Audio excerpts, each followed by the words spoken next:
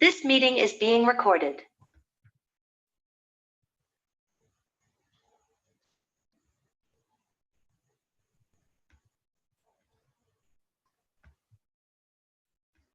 Listo, ¿puedes probar si puedes compartir?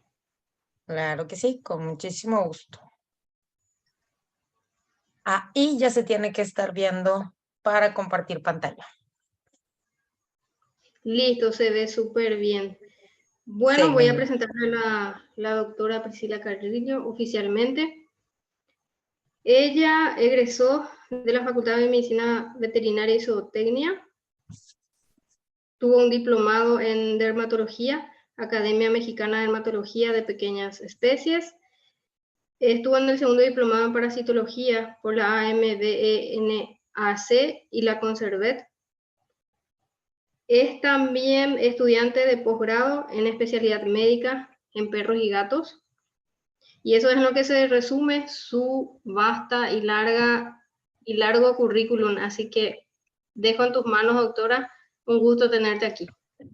Muchísimas gracias, corazón santo, en verdad. Súper contenta de estar en esta plataforma nuevamente y poderlos saludar. Yo sé que tenemos un poquito por ahí los horarios diferidos, pero les agradezco la verdad su tiempo. Y vamos a empezar con esta charla que por ahí me propiciaron de decir, vamos a hablar un poquito acerca de ciertos casos clínicos o ciertas cosas, digamos así, lo que se nos presenta en la clínica diaria, lo que realmente nos llega. Yo creo que esto te va a escuchar algo muy familiar.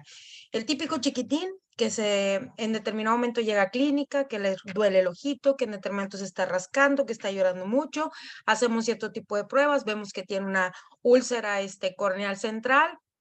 Empezamos a tratar, ya llevas más de 3 semanas tratando esa úlcera corneal con las medicaciones, con la intensidad, con la frecuencia, con todo lo que en determinado momento lleva este tipo de problemas y resulta que el paciente no cicatriza como tal, al contrario, hasta parece que va progresando todavía peor y todavía casi creo a veces le echamos la culpa al cliente de decir no le está poniendo la frecuencia, pero yo creo que ya aprendiste algo, aunque tengas 1 año o tengas 2 años en la clínica, aunque estés haciendo las prácticas profesionales y que estés ahí haciendo el servicio social, ya aprendiste un poquito a identificar los clientes que realmente sí le aplican los tratamientos y que no te están echando mentiras y más porque te das cuenta de cómo se van formando la parte de los epitelios.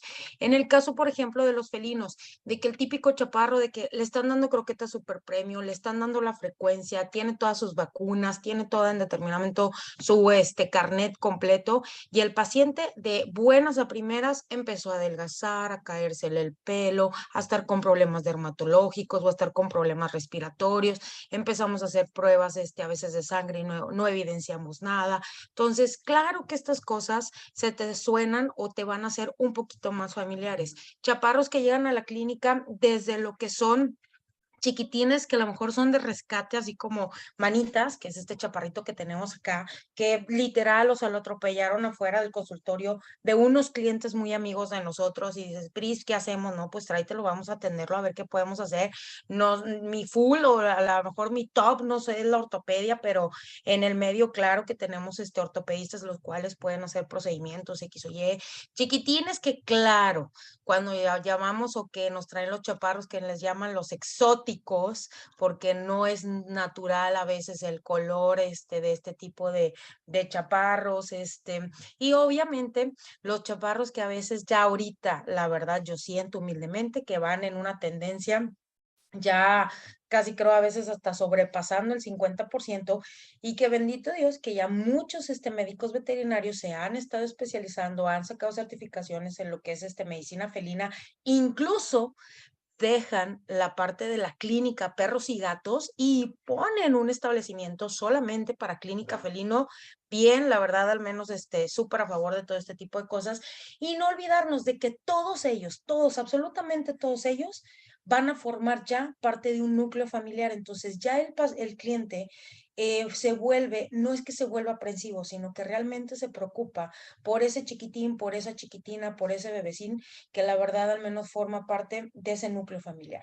Tener un laboratorio en la clínica contra tener un microscopio, yo les puedo garantizar que una vez que tú tengas un microscopio, en la veterinaria y que aprendas a hacer las técnicas, que veas el abanico de posibilidades que te pueda dar ese instrumento, te lo apuesto, te lo firmo, te lo aseguro, como tú lo quieras hacer, vas a implementar tu laboratorio, vas a empezar a, ahora sí, adquirir máquinas en determinado momento para la biometría o el hemograma, máquinas para lo que viene siendo el perfil, máquinas para a lo mejor padecimientos o problemas, evidencia problemas endocrinos, para problemas hormonales, X o pruebas o test que te van a ayudar también con cierta sensibilidad y especificidad.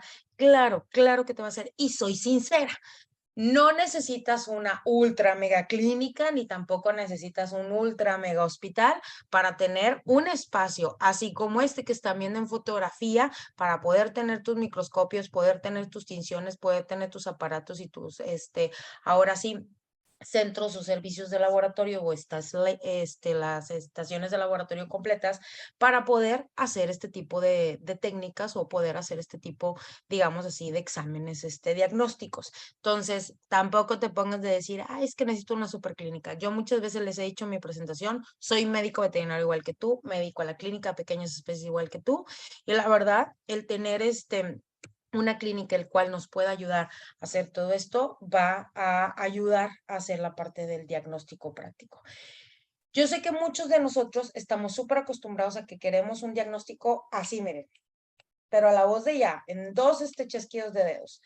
Yo les puedo decir, ahorita sí, cadena internacional, gracias a Dios me encuentro con mi queridísimo universo, el doctor Gustavo Corona, que lo van a ver también en vivo y a todo color en estas charlas, en este foro, y que la verdad me enseñó mucho la parte de la disciplina y más en la parte de la disciplina del examen clínico orientado al problema. Entonces, los primeros dos casos que vamos a ver ahorita, los vamos a ver tal y cual debemos así como que de seguir el protocolo. Los otros a lo mejor por parte de tiempo, a lo mejor omitimos un poquito nada más ciertas cosas, pero que también ustedes vean cómo también hacemos toda la parte de el cuadro clínico. En el caso de la reseña tenemos a este chiquitín que se llama Michito, que llegó aquí a la clínica hace poquito, el 9 de octubre. Es un macho, es un felino de 10 años, es un chaparro esterilizado de color negro con blanco, pesa alrededor de 6 kilos. Entonces estamos hablando de un señor gato, no estamos hablando de un michito, estamos hablando de un michote prácticamente, es un chaparro súper, súper grande. ¿Cuál es el motivo real de la consulta de Micho a la clínica? A la clienta le dijeron en otra veterinaria que tenía que llevar a este paciente a una limpieza dental, y esta limpieza dental era porque estaba muy mal su dentadura y que porque estaba bajando de peso y que por esa razón tenían que hacerle la limpieza dental. Cuando llega a la clínica, pues obviamente decir, ok, me están solicitando un servicio de profilaxis dental o de limpieza dental, necesito primero valorar al paciente para ver cómo vamos a hacer el procedimiento. Entonces, dentro de todos los procedimientos que nosotros hacemos, tenemos una hoja que es el ECOP y, por ejemplo, ahí ponemos parte de la historia clínica. Resulta que este paciente sí tiene sus desparasitaciones realizadas incluso hace poco menos de 2 meses, compró lo que es las pastillas la clienta, mas sin embargo no le hicieron ningún estudio de heces, o sea, no evidenciaron nada, solamente le recomendaron ciertas pastillas, se las dan al paciente y tiene menos de 2 meses que se la aplicaron. Tiene su vacunación al corriente en este año, o sea, lo que es la triple leucemia y lo que es rabia felina, si lo tiene. La alimentación, la verdad, tiene croquetas super premium, ahí marco la parte de la marca, pero tiene acceso libre el paciente.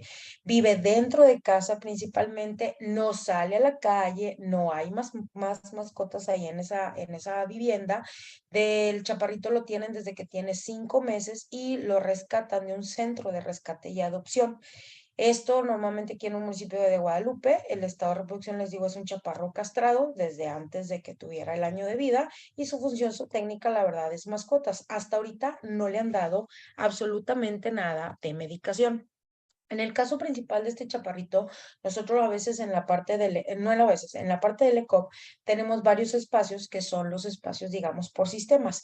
En el donto estomatológico vemos que el paciente sí presenta algo de gingivitis, o sea, sí trae por ahí parte de las encías inflamadas, sí trae dolor en la parte de la cavidad oral, porque cuando quieres levantar a veces ese tipo de, el belfo, quieres levantar el labio del paciente, que quieres abrir el hocico del paciente, pues la verdad al menos tiene incomodidad, o sea, no se deja tan fácilmente, no hay presencia de sarro, no hay aftas como tal, tampoco vimos ese tipo de lesión, pero sí habíamos visto por ahí unas lesioncitas muy localizadas, principalmente dos, al lado del colmillo y que eran unas lesiones del lado derecho donde parecían como si fueran unas pústulas y se anota por ahí en la parte de historia. Gastrointestinal, lo que sí nos marca la cliente que tiene unas 3 semanas que come poco. Ella ve que como que batalla para comer y como que mastica más del lado izquierdo. Nosotros aquí le ofrecimos un poquito de alimento y observamos que es correcto. O sea, el paciente mastica como si masticara de lado. Cardiorrespiratorio no encontramos anormalidades. Musculoesquelético vemos de que sí. A las fotos que nos mandó la clienta anteriormente, porque ya venía de otra parte, que tenía del paciente de hace 6 meses a ahorita que nosotros no lo traía, pues la verdad el paciente sí había adelgazado, incluso uno de los reportes que nos mandan de la otra clínica, el paciente pesaba casi 7,5 kilos y ya con nosotros ya pesaba 6 kilos, entonces bajó 1,5 kilos en menos de lo que son 4 meses, pues sí es un peso que la verdad considerable para decir por qué tiene ese adelgazamiento. En geniturinario no presenta ninguna anormalidad, lo único que sí vemos que el paciente ligeramente deprimido, a como también nos muestra la cliente en unos videos, cómo es. Si ustedes observan aquí se ve la parte del enrojecimiento y aquí se ve un poquito, a lo mejor la foto no está todo súper bonita, pero aquí se ve un poquito la parte del absceso, pero si logran ver la parte de la dentadura, no trae esa acumulación de sarro ni una placa. Dentro de la parte de la anamnesis, la propietaria menciona que ya lleva alrededor de unos 2 meses que está batallando para que coma, y les digo, casi siempre a veces incluso la clienta nos dice, una de las cosas que sí les puedo decir como tip, dejen hablar al cliente. Déjenlos, por favor, platicarles. Ellos vienen preocupados por el paciente y cuando hablamos que es un cliente que tiene felinos, es un paciente, es un cliente que la verdad te va a hacer un poco más precisa las cosas o te va a dar más énfasis porque el gato como tiene así como que cierta independencia, el cliente que tiene gatos es un poco más observador con esos pacientes. Entonces, un cliente, déjalo hablar, déjalo que en determinado momento te exprese por qué trae ese paciente a la clínica. Y ella sí nos mencionaba que tenía que revolver esas croquetas con algo de líquido o con algo a veces de un caldito, a veces incluso algo de atún o agua del atún o cositas así por el estilo, porque luego también lo veía un poquito con la hipersalivación y decía que de repente le escurría baba. Entonces, el nene, la verdad, se ha vuelto también, me decía ella, que antes era súper cariñoso y que ahora que ella lo quiere abrazar, que lo quiere tener, que lo quiere en determinado momento acostar con ella, se ha vuelto algo arisco, algo gruñón. Entonces decir, a mí la verdad eso no me gusta, doctora, yo no sé por qué mi chaparro se está volviendo agresivo, algo le está pasando, donde le quiero acariciar la cara casi creo me da el zarpazo, o sea, de que quítate, no me toques la cara. Entonces que casi la verdad no se deja y que esto no es normal porque su chaparro realmente siempre había sido muy cariñoso. Entonces, en las pruebas de gabinete que nosotros realizamos ahí de manera rutinaria, cuando tenemos cierto tipo de padecimientos, decimos, bueno, ¿cuáles son las pruebas que yo puedo hacer dentro de la misma consulta? Entonces, en el caso de este tipo de pacientes, hicimos un coprológico completo y una citología, por ahí salival, porque les decía que veía como si fueran una especie de pustulitas muy pequeñitas y nada más eran dos. Le digo, ¿sabes qué? Ahí parece que tiene algo en el dientito. Le dije, vamos nada más a tomar una pequeña muestra con un hisopo y vamos a hacer un extendido. Entonces, por ejemplo, es un reporte coproparasitoscópico que nosotros tenemos en la clínica, los tenemos en blogs, los tenemos en hojas y todos los llenamos. Entonces, se llena la parte de lo que es el coprológico, vemos que el paciente, la verdad, sus heces, qué color tienen, qué consistencia, no hay elementos anormales. Cuando hacemos cierto tipo de técnicas, frotis fecal húmedo directo, frotis fecal húmedo directo con tinción, eosina con azul y una técnica de concentración, y la verdad no se encuentran, digamos, estructuras que nos llamen mucho la atención o bien que te estén dando mucho problema con las anormalidades. En el caso de la citología salival, y no fue tanto una citología salival, porque miren, esta sí es la citología salival, pero esta es la citología que tomamos precisamente de esa lesión que nosotros vimos con un hisopo, y cuando arrastramos yo creo que aquí sí se dan cuenta que tengo una cantidad bastante importante de polimorfonucleares y también posiblemente de bacterias que por ahí se ven algunos puntitos muy esporádicos. Parte de lo que es también una prueba de gabinete con los pacientes felinos es que hacemos pruebas rápidas, como en la prueba de SIDA y leucemia felino, donde no mostraron anormalidades. Pero ojo, tenemos que aprender a ver este tipo de pruebas, qué es lo que te está leyendo y en qué momento te está leyendo bien este tipo de pruebas. O sea, tiene su sensibilidad, tiene su especificidad, pero también nosotros cómo podemos utilizarla. ¿Por qué? Porque acuérdense que también ese rango de sensibilidad y especificidad es según la proliferación o según lo que te esté detectando la parte de las pruebas. En el examen físico general vemos la parte de frecuencia cardíaca, respiratoria, sonidos pulmonares. Lo único que notamos, digamos así, de manera normal, dos cosas. La primera, los nódulos linfáticos que sí estaban algo reactivos, algo de las mucosas de rosas, algo más rojos, que si ustedes aquí sí se logran ver, está más agrandada la foto. Miren cómo viene el color rosa y aquí ya se ve un color más intenso. Entonces, en el caso del paciente no presenta dolor abdominal, no presenta deshidratación, vamos a hacer algo que se llama la lista problemas. ¿Y cuál es mi lista problema? La primera es la inapetencia. La clienta menciona batalla para comer. La segunda, adelgazamiento. O sea, el paciente sí ha presentado ese adelgazamiento con el paciente. Tercera, dolor en la boca. Claro que tiene dolor en la boca este chiquitín porque no se deja agarrar tan fácilmente. A pesar que ustedes ahí nos están viendo que lo estamos tolerando, es estar al menos, hace cuenta, acariciándolo, hablándole, casi creo poniendo la aromaterapia completa. De repente se pueden utilizar unas hormonas por ahí que también puedes tener este exceso y vemos el enrojecimiento de esas encías y obviamente parte de esas lesiones. Dentro de mi lista maestra, yo me voy más englobando en la parte del enrojecimiento y la lesión por ahí localizada y que eso pudiera provocar el dolor y que eso pudiera provocar que el paciente no comiera bien, que por eso que no está comiendo bien el paciente, por eso tenga el adelgazamiento. O sea, tu lista maestra es cómo vas a ir depurando esa lista problema. Y ojo, no todas van a ser perfectas, ¿eh? O sea, la verdad, o sea, yo respeto mucho a mi queridísimo universo, doctor Corona, que pues yo sé tener muchos años de experiencia en haciendo examen clínicos orientado al problema, más sin embargo, el criterio de cada médico veterinario, pues obviamente vamos a estar a veces con cierta discrepancia, pero lo que se trata es de ir a la misma línea o de dirigirnos hacia el mismo diagnóstico. En el caso diferencial, ¿por qué no? Pues vamos a pensar en algo de un calicivirus, vamos a pensar en algo de herpes virus, o sea, vamos a pensar en un problema a lo mejor viral, más sin embargo, yo les dije, vimos por ahí al menos cierto tipo de lesión. Miren, aquí en esta foto sí se logra ver, aquí se ve, miren, el abscesito, ahí se ve como si fuera esa pustulita que está ahí en esa parte de encía. Entonces digo, bueno, ¿sabes qué? Vamos a tener que hacer las pruebas completas para los diagnósticos completos diferenciales, ver cómo está la serie blanca, ver cómo está la serie roja. Y obviamente siempre lo hacemos de rutina, o sea, sí porque sí, si ya estoy sacando la muestra de sangre, hacemos los extendidos sanguíneos. Tenemos que hacer la parte de los frotis. Aquí les presento la parte de biometría de este chiquitirringuis. Y si ustedes logran ver, yo sé, primero, cuando tengan este tipo de biometrías donde tienen ustedes aquí las tabulaciones y tienen también aquí estas líneas, traten en verdad, yo les puedo asegurar que todas las máquinas, todas, absolutamente todas las máquinas y todos los proveedores tienen patólogos que se dedican a la parte de la interpretación y pidan con ellos asesoría para poder que les ayude a interpretar estas líneas que yo tengo acá.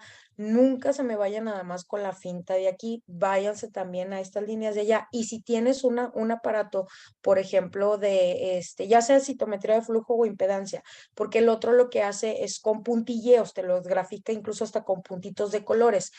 Tómense, la verdad, al menos la molestia de poder aprender cómo se lee ese puntilleo. No solamente se me vayan por la parte de acá arriba con la parte de los porcentajes y eso. Y eso, créanme, lo van a ver muy bien con el doctor Corona.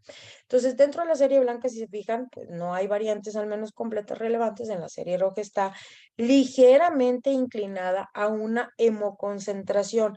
Incluso ustedes mismos aquí ven que los parámetros van para acá, pero en la parte de la curva sí se hace una curva bastante en determinado momento pronunciada y como nosotros sí decimos, ¿sabes qué? Este paciente sí tiene, o sea, variantes en la parte de la concentración. En la parte de las plaquetas no se ven evidencias aparentes. En el caso de lo que es el perfil bioquímico, la química completa, empezamos a hacer la parte de la lectura y la verdad de los parámetros que en determinado momento podemos observar, la parte de la glucosa elevada, sí, pero este paciente no tenía todavía las 6 o las 8 horas de ayuno que normalmente requerimos. Entonces, cuando yo veo esto elevado, me espero y digo, oye, si esta fue la última toma, bueno, de perdido, yo vuelvo a tomar, pero ahora con glucómetro. ¿Qué onda con la parte de la glucosa? O sea, si veo que la glucosa se pudo soportar muy bien o veo que la glucosa todavía sigue elevada, entonces ahí sí empiezo a hacer otra vez estudios en lo que viene siendo la parte de pinchar y ver si este paciente realmente es un diabético. O sea, este me está diciendo una alarmita, así como que presta atención o fíjate, realmente comería, no comería y a qué horas comería. Y en el caso, lo que sí me llama la atención, independientemente parte de la fosfatasa alcalina que estaba ligeramente baja, digamos, casi en una inclinación, que te dice, pudiera pasar con parte de un hipotiroidismo. Le dije, realmente en felinos es más la parte de hipertiroidismo, pero sinceramente no es tampoco una variante que te diga, es porque es, o sea, si ya lo tienes es, no, o sea, tienes que hacer más pruebas, o sea, no es tampoco el súper significativo, pero hubo algo que sí me llamó la atención, por eso lo encerré, y me pusieron que la parte de lo que es el suero estaba hemolítico, y yo, hemólisis, eso sí me llama la atención, y dije, porque me lo está detectando en el suero, y no me lo estaba detectando entonces acá arriba en la biometría. Le dije, ok, le dije, como quiera de todos modos, y le dije, vamos a hacer la parte de la frotis. Y cuando hago el frotis, resulta que me encuentro con esto. Ojo, ahí les va ciertos tips.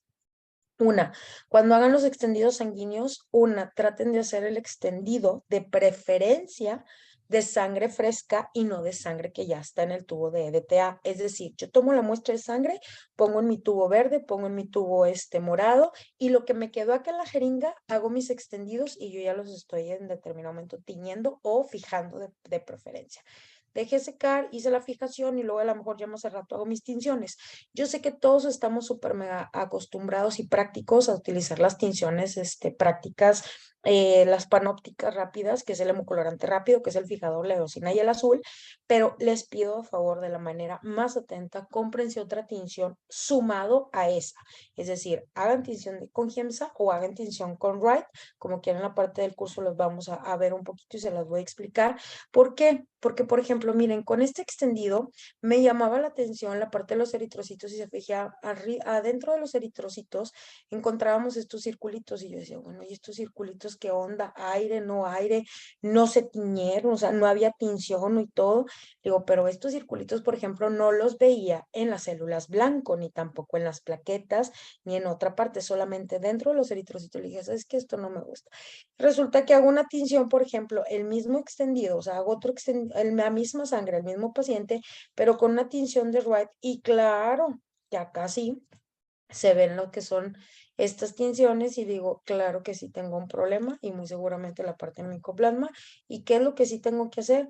Tienes que mandar a hacer PCR. O sea, esto a mí me está diciendo, tengo el problema, sí, o sea, sospecho altamente del problema, sí, las estructuras coinciden, sí, parte de la patología del paciente coincide, pues la verdad, al menos así súper inmunosuprimido y cosas por el estilo, no, más sin embargo, sí puede ser a lo mejor algo leve, algo moderado y que desgraciadamente al menos ¿sabes qué? Tomamos muestra de sangre, se manda a hacer PCR, pero obviamente también el PCR que hicimos, le dije, ya va para PCR, le dije de una vez también al menos vamos a volver a hacer, pero esta vez PCR con lo que es la parte de leucemia y resulta que me salen los PCRs positivos a micoplasma y a leucemia.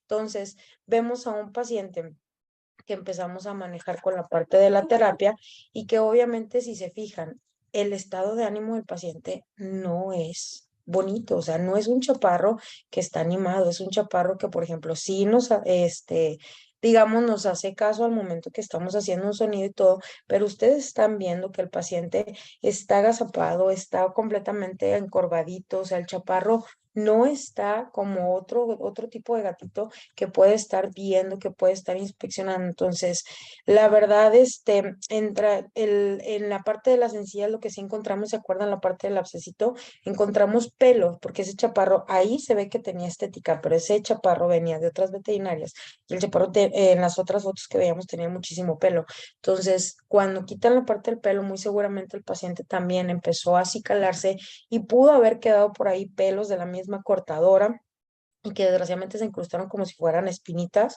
y se hizo la parte del absceso. Entonces, cuando quitamos esto, pues eran los polimorfonucleares que veíamos nosotros en la parte de la citología. Pero entonces, parte del tratamiento que se dio del chiquitirringuis, ya después cuando lo vemos en casa, que vemos a un paciente, la verdad, un poco más estable, un chaparro que la verdad está más despierto, un paciente que la verdad lo estás viendo y tú dices, ya ahora sí me estás prestando atención, puede que todavía a lo mejor se ande escondiendo, pero ya ves un chaparro que come mejor, empezó a aumentar el peso, incluso a las 2 semanas se volvió a pesar y vimos que el chiquitín, la verdad, respondió arduamente. Pero si no hubiéramos evidenciado la parte del hemopatógeno, en este caso la parte del micoplasma, nos hubiéramos hecho una visión de túnel sobre solamente el abscesito que estábamos viendo, que a lo mejor era ese pelito, quitabas, dabas antibiótico, analgésico, desinflamatorio, lo mandabas a la casa, pero el paciente, la parte de la inmunosupresión no iba a salir a lo mejor en su totalidad y es el típico cliente que sí te topas o que sí en determinado es muy frecuente contigo, de que dices, es que doctora, doctor, le di el tratamiento y todo, pero fíjese que mi chito todavía sigue medio extraño en la casa, todavía lo veo muy deprimido, todavía no come bien. Entonces, bueno, es que, a ver, tráetelo, vamos a volverlo a revisar. Son esos chaparros, empiecen a buscar otro tipo en determinado momento de enfermedad que pudiera tener. Esta es otra chiquitina, ella llegó en diciembre del año pasado, es Bella, es una nena de 11 años, un schnauzer de 6.2 kilos, imagínate, esta chaparra y el gato casi casi pesan lo mismo, por eso te decía el otro señor gato. El motivo real de la consulta de Bella es que vino estética, pero le sale un líquido medio apestosito, medio, a una supuración media extraña a través de vulva. Y yo sé que muchos que están viendo esto dices, no, pues cómo, o sea, vino sí, la trajeron estética porque olía feíto, porque la verdad el pelo de atrás se le pegaba, y pues me la traen estética para poder ver, decían que estaba muy sucia, pero también, o sea, claro que no nada más estaba sucia, sino que aparte de la suciedad tenía otras cosas. Resulta que en la historia clínica su desparasitación hace 2 años fue la última toma de lo que fue de la desparasitación y no fue con una asistencia médica o de análisis previo. Las vacunas completas resulta que tienen un poquito más de un año vencidas, su alimentación son a través de croquetas comerciales 2 veces al día, vive en el interior de casa y patio, pero sí sale de paseo todos los días, a lo que es al parque con sus dueños, no sale suelta, convive con otras 2 mascotas, también más geriatras, y estas, la verdad, son de rescate. Una de ellas incluso había salido positiva a distemper canino hace ya más de 5 años. La edad de adquisición hace 9 años, o sea, es decir, ellos ya tienen ya ratito con la chaparrita. La procedencia es de que vienen con una condición de la calle del municipio de Nuevo León. Es en un estado reproductivo, es una hembra entera. Entonces yo creo que ya desde aquí te vas haciendo una idea hacia dónde voy con esta chiquitina. Pero cuando entro parte de mi historia clínica, donde tenemos también la parte de los chequeos de los sistemas odontoestómago, pues faltan piezas dentales, posee un deterioro bastante avanzado, tiene muchísima placa de sarro, con problemas gastrointestinales. Resulta que la clienta, cuando yo hablo con ella, oye, ¿habías visto a la Bella así, esa? Me dice, ¿sabes qué, doc? Sí te iba a hablar para que la checaras, porque fíjate que en la casa, está vomitando. Le dije, ¿cuántos vómitos llevas? No, pues fácilmente de ayer a hoy lleva como 5 vómitos, y la verdad ya los 3 de hoy fueron así como que puro amarillo, se me hace que es puro jugo gástrico. Entonces le digo, claro que entonces la chaparra no venía nada más estética, venía a consulta, pero teníamos que revisar bien a esa chiquitina. Sumado a eso, cuando lo empezamos a escultar, resulta que encontramos un ruidito, y ese ruidito corresponde a un soplo, que la verdad estaba muy marcadito. En la parte musculoesquelético se encuentra, la verdad, al menos ninguna de las anormalidades, y lo que es la parte genitourinario, la parte de la secreción. En el oftalmo, resulta que, pues sí, es evidente que la chaparra tiene en ambos ojos la presencia de cataratas ya muy maduras, y pues la chaparra, la verdad, sí venía con deprimido. Estas son las secreciones que nos dejaba en la mesa de auscultación. Y en la parte de la anamnesis, la propietaria, la verdad, comenta que en los últimos días se ha estado lamiendo mucho su partecita, pero ella pensaba que era que como estaba muy sucia, pues ella misma se quería estar limpiando. Dice que sale a jugar, pero que ya desde ayer ya no quiso jugar con las otras 2 chaparritas que tienen en casa. La manda estética, les digo, digo, normalmente 2 veces al año, para lo que son sus revisiones, y en una de esas al año, pues se vacuna, pero desgraciadamente por los motivos de pandemia, si se fijan, esta chaparra llegó en diciembre del año pasado, entonces por motivos de pandemia ya no movió a la pacientita. Entonces, al hacer la revisión de rutina, los pacientes, la verdad, en estética, los observa uno de los doctores que tiene presencia de secreción, y pues obviamente le digo, ¿sabes qué? Vamos a tener que hacer pruebas. ¿Qué pruebas? Pues mira, de perdido ahorita de cajón, las primeras pruebas que vamos a hacer va a ser el coprológico, porque esa paciente lleva vómitos, va a ser la parte de la citología vaginal, porque estamos viendo la parte de la secreción, y sí, porque sí, me voy a aventar de una vez una ecografía, porque la chaparra, o sea, muy seguramente, o sea, yo ya iba sobre cierta idea, y eso es algo que les puedo decir, que el doctor Corona de cierta manera todavía me sigue empujando en la disciplina, porque soy bien rebelde, y él me va diciendo, no te estés brincando los pasos, así casi creo me da, y me dice, ¿por qué la parte de la coreografía? Le dije, porque ya mi cabeza ya va más para allá, pero aunque tu cabeza vaya más allá, aunque tu pensamiento vaya más allá, y una de las cosas que sí les puedo decir, hagan los estudios o hagan las, imagenología, lo que vayan a hacer, háganlo con el criterio de decir, voy a hacerlo porque quiero evidenciar esto. O sea, tú ya vas enfocado a cierto diagnóstico. No es, voy a hacer esto a ver qué encuentro. No, espérame, o sea, ahí no va a ser.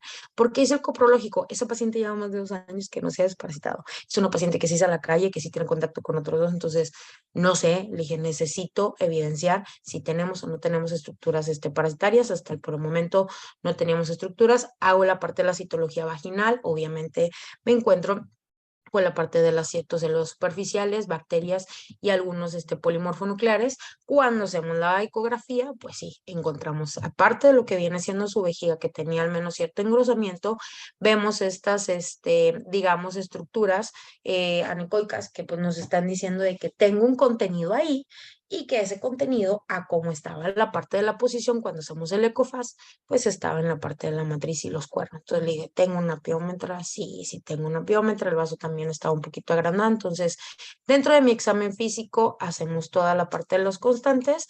Aquí al menos vemos que la paciente sí presenta jadeo, que los ganglios los tiene reactivos, que ya traemos temperaturas bastante elevadas, que tenemos un tiempo llenado capilar arriba de 2 segundos, y que la tungencia de la piel ya es en 4 segundos. O sea, es decir, esta pacientita ya presentaba procesos de deshidratación, y obviamente ese proceso de deshidratación, ¿por qué? Porque no ha comido como debe ser, y no, sumado a eso tuvo problemas de vómito.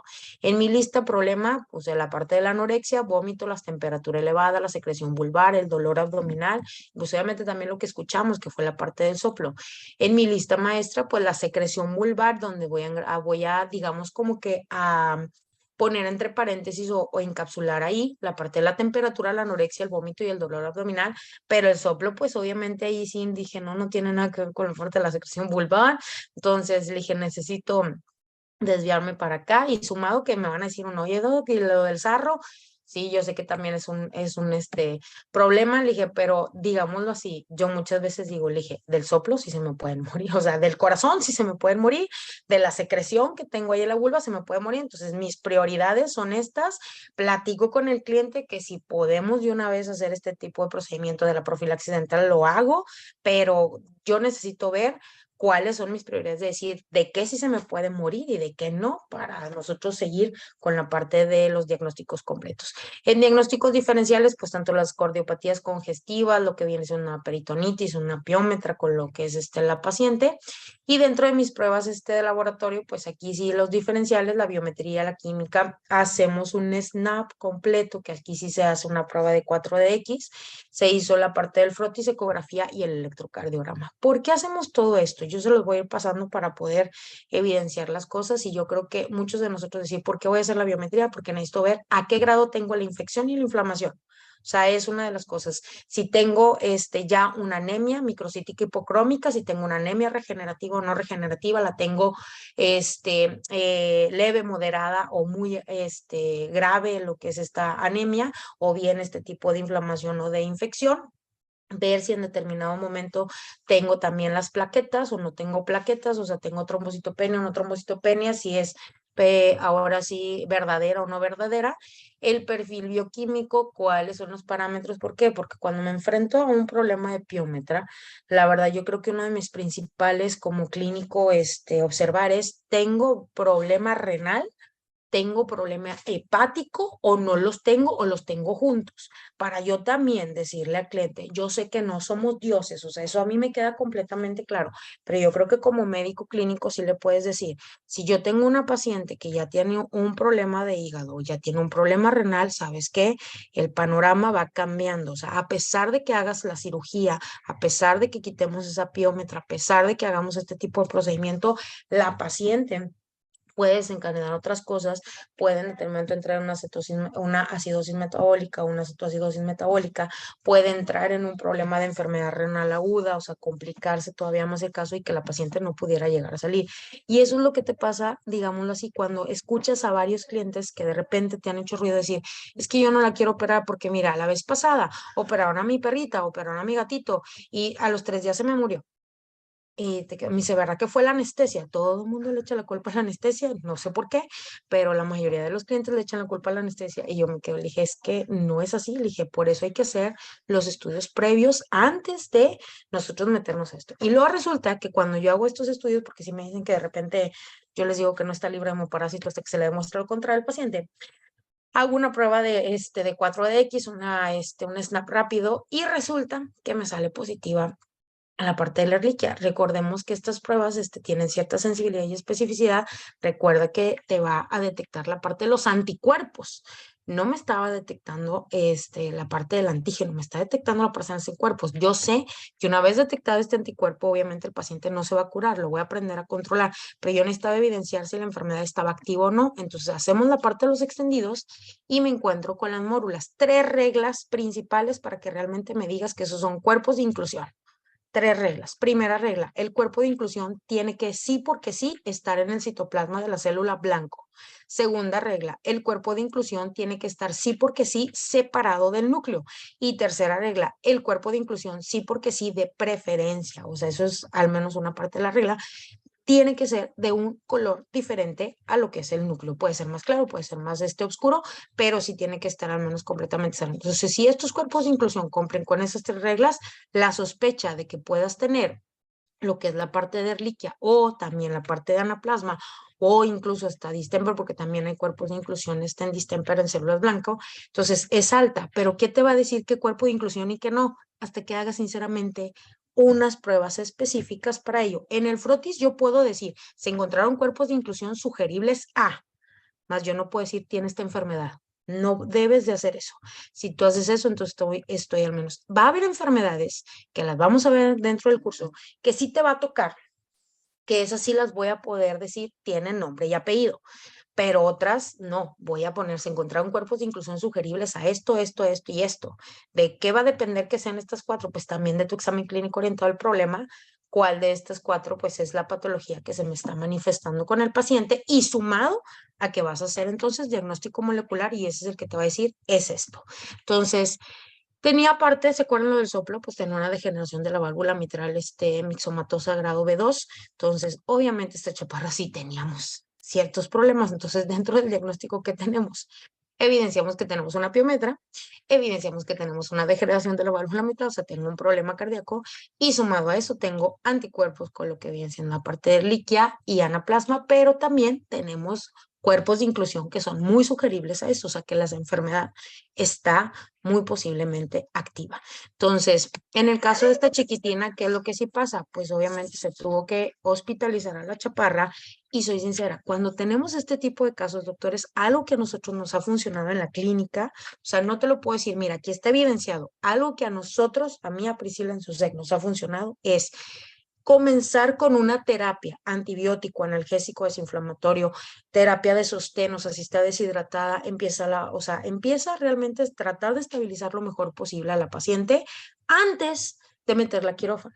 Yo te podría decir que 10 años para atrás llegaba un paciente así, era de que ya preparen, no, ya nos vamos a quedar aquí todos en la noche porque ni modo vamos a tener que hacer la paciente y pues la vamos a tener que cuidar, oye. O sea, llegaba a las 6 de la tarde y para las 8 ya la estábamos operando. O sea, no le dábamos ni siquiera chance a ese organismo a que se empezara a elevar. ¿Y por qué lo digo así?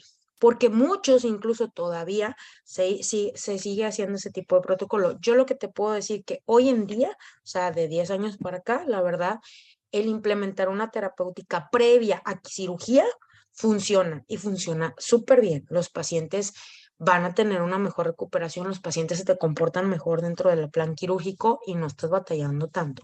En la parte del tratamiento, pues obviamente ahorita ya se los dije, hicimos la parte de la cirugía, ahí van parte de los medicamentos que comenzamos a utilizar con lo que es la pacientita. Ojo, como vimos mórulas, como vimos cuerpos de inclusión, nosotros al menos dimos la parte de la sospecha de que esas enfermedades están activas. Entonces, uno de mis antibióticos que voy a meter sí porque sí, va a ser la parte de la doxiciclina, pero sí tengo que cuidar mucho a mi paciente.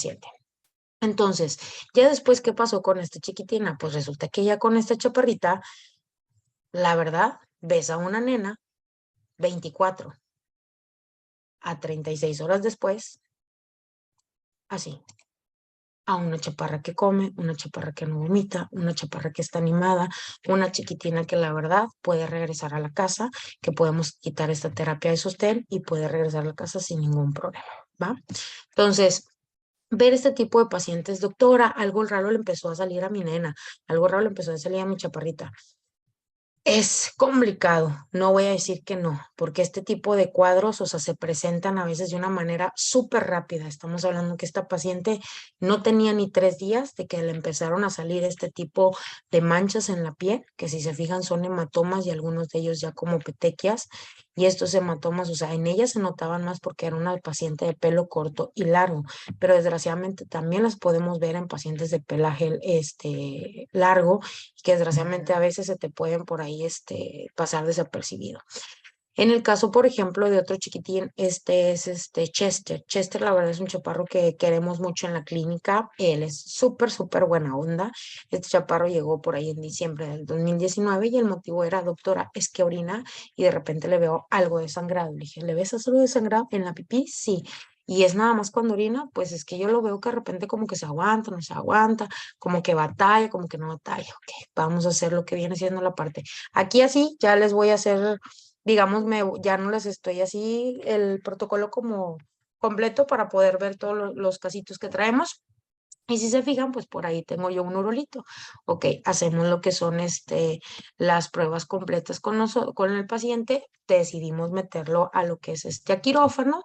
Incluso hicimos extendidos y todo, en determinado momento el chaparro salió bien. Aquí se ve, miren, dónde está la incisión, donde también incluso se hizo una sutura intradérmica, los calculitos que en determinado momento salieron y que no hubo ninguna complicación en la cirugía. Oye, el chaparro a las 24 horas. Doctora, ¿qué pasó? Me dice, oiga, manipuló mucho el chaparro. ¿Por qué manipulé? Me dice, no, es que están unos hematomas medios extraños. Y empezamos a ver estos hematomas. Le dije, ¿qué le pasó? Le dije, ¿en qué momento? Le dije, no, le dije para nada, le dije, la verdad, la manipulación fue algo rápido lo que se hizo. No le quité los urolitos, pues a patadas ni a golpes, como para que se le estuvieran haciendo esos hematomas al paciente. Entonces le digo, es que se me hace muy extraño y sumado a eso se ve aquí que tiene un edema el paciente. Resulta que después de 72 horas estoy viendo esto, miren, incluso aquí está la incisión, o sea, miren cómo avanza este hematoma y claro que me entramos todo. Y en las cosas que traíamos por ahí con el chaparro, resulta que el chaparro traía un collar para pulgas y garrapatas. Le dije, oigan, le dije, ¿dónde están los extendidos de este nene? Le dije, háganmelo otra vez una biometría para la voz de allá, vamos a hacer una prueba de aglutinación. Le dije, vamos a hacer un extendido, un MOCAS. Resulta que en la prueba de aglutinación que hacemos rápido, que se las voy a enseñar a hacer, vimos este efecto, que es un efecto de pilas de monedas, que me está diciendo que fibrinoglobulinas están súper elevadas y por eso se están pegando. Esto es un efecto donde las células rojas se pegan de una manera ordenada, porque hay otro efecto que va a ser la aglutinación, y la aglutinación es donde están todas las células pegadas, pero de una manera desordenada, o sea, parece literal una masa de eritrocitos. Y en el caso, por ejemplo, extendido, 3 reglas dijimos. Primera, los cuerpos del cuerpo de inclusión, en el caso de cuando buscamos cuerpos iniciales o mórulas, en el caso de hemobacterias, debe estar en el citoplasma de la célula blanco. Segunda, despegado por completo del núcleo. Y tercera, de preferencia, o sea, ahí al menos va a depender mucho la técnica que utilices de tinción. Por te digo, haz 2 tinciones distintas, que debe ser de distinto color. Muchas veces con el hemocolorante rápido, hoy se batalla un poquitito, pero cuando utilizas otro tipo de tinción, la verdad es un poquito más viable. Entonces, teníamos las células, sí, dimos la parte de lo que es el protocolo y este es el mismo chaparro, pero ¿qué creen? 24 horas después de haber cambiado la parte de instauración del tratamiento. O sea, nada más empezamos a dar la parte del metronidazol con doxiciclina combinados cada 12 horas a este paciente, dimos la parte de la silimarina, se volvieron a correr, obviamente, los exámenes de decir algo está pasando con el paciente. Entonces, es súper importante revisar cómo va ese, digamos, ciclo biológico, porque teniendo los diagnósticos, puedo hacer una mejor terapéutica con el paciente y puedo en determinado momento ayudarlo. Este es el chaparro el día de hoy, o sea, en su casa. Claro que te ha pasado también en las típicas campañas, por ejemplo, de lo que son de esterilización, que a nosotros también nos toca ir, a nosotros también nos toca realizarla. No les digo que voy súper seguido, pero sí, digamos que cumplimos con ciertas de perdido 2 veces en lo que es en el año. Más sin embargo, ¿qué es lo que sí nos ha tocado? Que cuando regresan a veces estos pacientes, me dicen, es que mira, apenas ayer antes le hicieron lo que es la cirugía en la campaña, hoy que soy, y ves esto. Y esto no nada más te puede pasar en una campaña, ¿eh? Te puede pasar en la clínica también. O chaparritas que, por ejemplo, trates de hacer la cirugía de mínima invasión y pues, ¿qué pasó aquí? ¿Por qué se entró por completo esa paciente? Pero quiero que veas, mira cómo tiene aquí el hematoma. O sea, tiene un hematoma gigantesco. Piénsale, por favor, piensa en este tipo de enfermedades, piensa que puede tener otras cosas. Otra chiquitina que llega a la clínica, ya llegó en julio del 2022, está Kika de 12 años, una chaparra mestiza, yo sé, me hace decir otra chaparra grandecita, de 17, casi 18 kilos. La chaparra, realmente el motivo de la consulta es que de repente, de buenas a primeras, el tren posterior ya no caminó, las patitas de atrás ya no le funcionaron, pero la chaparra mueve correctamente la cola, tiene sensibilidad en las patas, o sea, hicimos la parte de las pruebas y todo, mandé traer incluso al neurólogo a que le hiciera todo el examen neuronal. Obviamente, cuando tú estés diciendo no mueve las patas, tiene sensibilidad, cosas por el estilo, va a radiografía, haces radiografías, no estamos viendo lesiones aparentes, hacemos exámenes, realmente así como que los exámenes relevar muchísimas cosas, no, pero cuando hacemos los frotis, oh sorpresa, encontramos este tipo de estructuras citoplasmáticas, intracelulares, lo que son la parte de las cápsulas del hepatosón, y obviamente decir, ¿sabes qué? La chaparra estuvo en contacto con las partes de las garrapatas, por eso, no, le digo, claro que sí, le dije, si tiene esto en la sangre, porque tienes el padecimiento, entonces, ¿cómo a veces, por ejemplo, esto es súper importante, que nosotros hagamos la parte de la clínica en los exámenes, día 1, día 2, cómo va la evolución, si bajó, no bajó, si empeoró, no empeoró, o sea, en el día 1 que estoy viendo, en el día 2 qué es lo que en determinado momento voy a evidenciar. Y cómo al dar la parte del diagnóstico y dar lo que es la parte del tratamiento, nos ayuda a que estos chiquitines, la verdad, tengan un mejor ojo. Va a haber medicaciones que te vayan a ayudar, pero cuando las tengas en las fases agudas de las enfermedades, pero cuando tengas este tipo de problemas en las fases crónicas, ay, ahí te voy a contar entonces otra historia muy, pero muy distinta. Comprender que dentro de los hemoparásitos, doctores, tenemos nemátodos, tenemos hemoprotozoarios y tenemos hemobacterias. Que la parasitología que vimos a lo mejor por allá del 2000, que fue cuando a mí me tocó estar en la escuela, pues sí, es la misma parasitología del 2020, pero digámoslo así, con nuevas cosas, con nuevas, digamos así, procedimientos a evidenciar que lo que aprendimos en la vieja escuela, como le decimos, o en la vieja guardia, se sigue implementando hoy en día, sí, porque sí, no te vayas solamente, digamos así, de foul con lo que lo que te dice el hemograma. Muchos de los aparatos que hoy tienes en día, hasta el hemograma te dice, esto puede ser causado por una inflamación, esto puede ser causado, le dije, a ver, el diagnóstico, doctores, no te lo va a dar una máquina. Ojo con eso, el diagnóstico jamás te lo va a dar una máquina. El diagnóstico lo vas a hacer tú porque tú eres el clínico. La interpretación la vas a hacer tú. Que las máquinas hoy nos ayuden para poder evidenciar, sí. ¿Qué tratamiento vamos a implementar? Así como me ven en esa fotografía, pues yo también tengo muchísimos tratamientos en la clínica, soy multimarca. O sea, claro que yo no me caso con un solo laboratorio, tengo todos los laboratorios sabidos y por haber en la clínica y decir cuál va a ser el mejor tratamiento a implementar. El equipo, puedes tener cosas desde súper básicas y sencillas. Doctores, no tienes que tener, sinceramente, el Ferrari de los microscopios, no es necesario a veces tenerlo, pero sí tener un microscopio bueno, un microscopio limpio y en buenas condiciones. Aunque me digan que a veces tienen microscopios porque por ahí les apodan los dinosaurios, no me importan con eso. Hemos hecho maravillas con esos microscopios siempre y cuando tenemos esa buena alineación y los podamos en determinado limpiar. Hacer frotis, la verdad, es una de las herramientas que a lo mejor yo te podría decir de la vieja escuela y que si hoy no te han enseñado en la escuela a utilizarlo o no te enseñaron a hacerlo, yo les prometo que esto se aprende y la verdad, la ventaja es que vas a poder evidenciar estructuras y vas a poder dar mejores diagnósticos porque es una herramienta complementaria a lo que ya tienes hoy en la clínica diaria.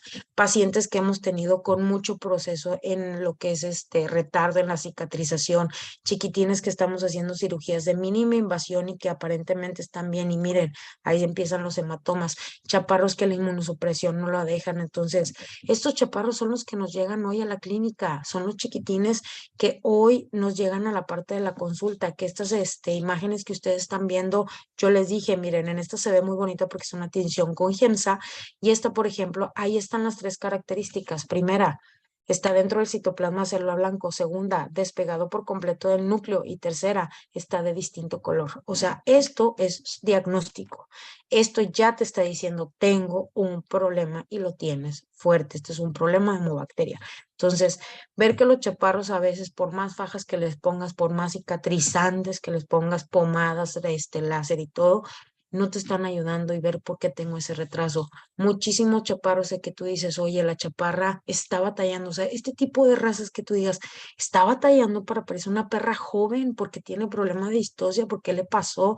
Entonces, ver que a veces esta paciente dice, sí, es una perra joven, pero fíjate que siempre tuvo problemas desde chiquita, siempre tuvo problemas con esto, con los chaparros que les digo, los exóticos, no tengo nada en contra de ellos, pero ellos muchas veces tienen una inmunosupresión todavía más baja que otros chaparros que a lo mejor tú dices, estos chiquitines que son rescatados y todo, a lo mejor tienen otro tipo de probabilidad. No es a lo mejor, sí pueden llegar a tener otro tipo de probabilidad, más sin embargo, siguen estando y siguen siendo focos desde que nacen, que si esta mamá tenía un problema de hemobacterias, ¿qué crees? Estos chaparros al nacer ya tienen el problema también en su sangre. Entonces, yo espero esta charla les haya abierto un poquito la parte del panorama, porque en la otra charla que me toca darles a ustedes es más con la parte práctica, es más enseñarles cómo nosotros hacemos las cosas, cómo nos ayudan con la parte de las tinciones y sobre todo cómo podemos evidenciar distintas estructuras como son estos cuadros de hemoparásito. Entonces, espero les haya gustado y vamos a estar abiertos aquí a la sesión de preguntas y respuestas.